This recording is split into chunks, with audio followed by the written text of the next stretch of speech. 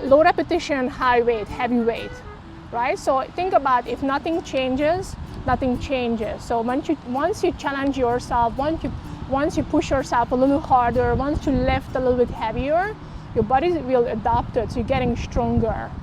So think about like always challenging yourself. You can add repetition, you can add weight, you can add sets, you can add tempo. So you're doing the same exercises, but let's say 1, 2, 3, up, down. So just, you know, challenge your body.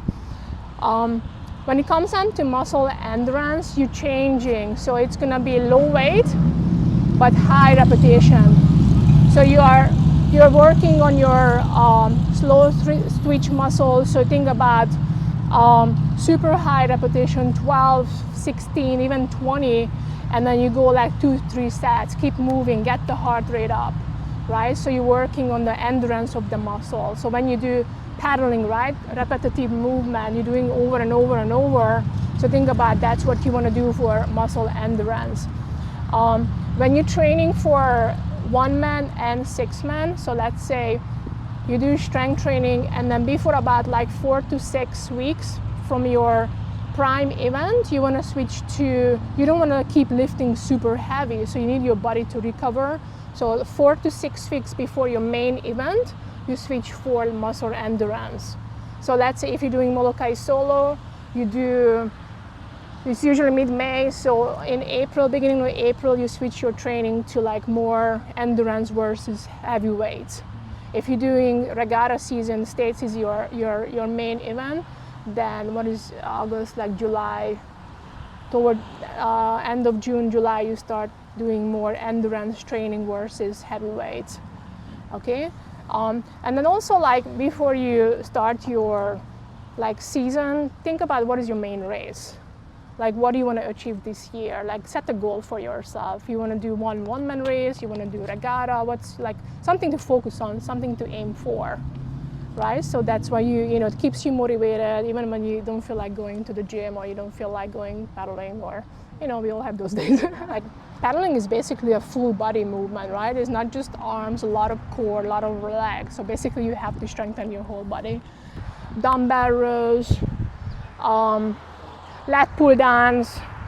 You can use, let's say if you don't have a gym access or you don't have cable machine, you can hook something high and then like a resistance band and then pull it down. So strengthening these muscles, this back.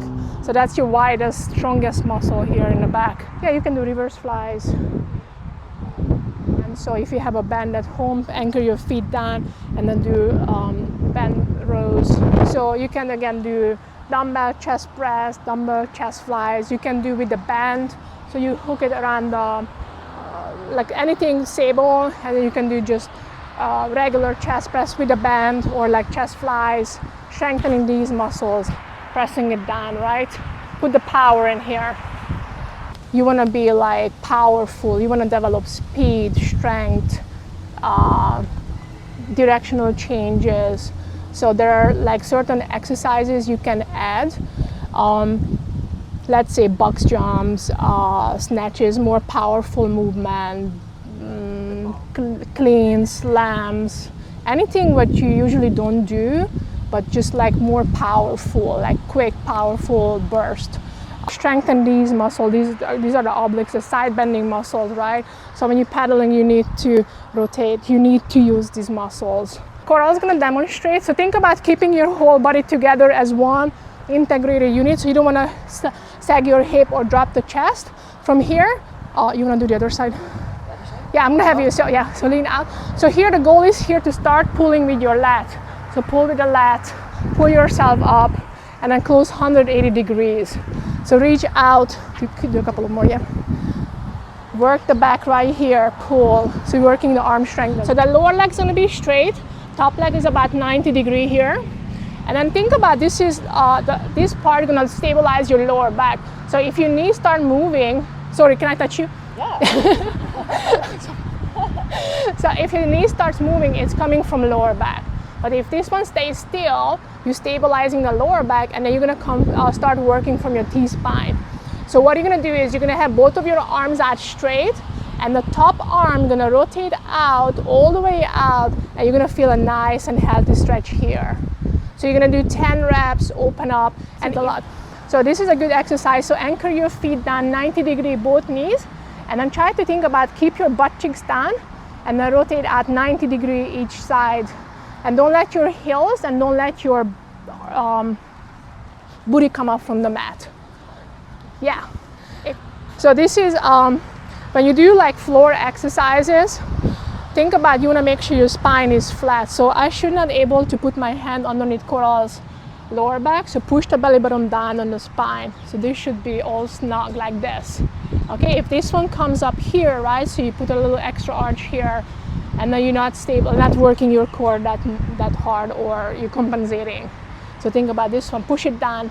And the dead bug is basically a core / stability exercise. So you're gonna drop your opposite limb down. So drop it down on the ground all the way out. Meanwhile, this one stays still. Yeah. Bring it back, and then switch side. If this is too hard to keep your lower back down, what you can do is just you can have your hands down here, put it on, and you can just do like reverse crunches. So focusing on that gap, make sure there's nothing here. Like I should not able to touch her lower back.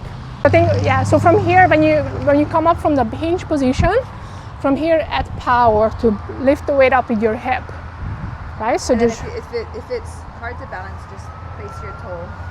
If it's hard to balance, then think about just put the back foot down or hold on to the rail. Yeah. Okay, so you can hold on here, but just think about lifting the weight with your hips. So from here, push the hip back and a little power right here. So I'm just holding the weight, but everything is coming from my hip. If you feel your hamstrings, if you feel your butt, you're doing a good job. It's a booty maker exercise as well. So bring it up. Again, visualize yourself in a canoe, push it forward. Okay? Your ankle, your knee and hip all extended out. And then from here, slam it down, grab it, beep. Think about you mad at somebody, slam that sucker. Okay, so just right in front of you, 10. And then you're gonna get the same ball. Whew, getting tired. And then from side to side, slam it. And then slam it. So here you wanna go focus on your back, make sure you don't round the back. Use your legs for power, developing power, okay? So if you feel your lower back, that means you're not engaging your core. Think about squeezing the air, preparing your abs for the workout, right? So tapering when you have enough time, or you're allowing enough time for your body to recover and then peak for your main race. So I would say, for me, it's 2 weeks, usually tapering.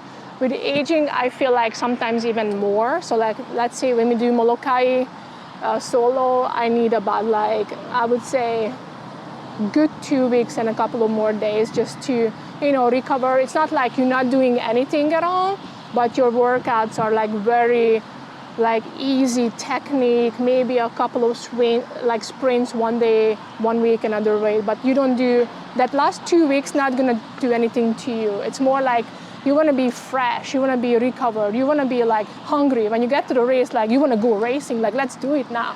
So that's why, tapering is super important. Just, have your body ready for the race. You feel like, oh, I'm gonna just go and do it. Exactly.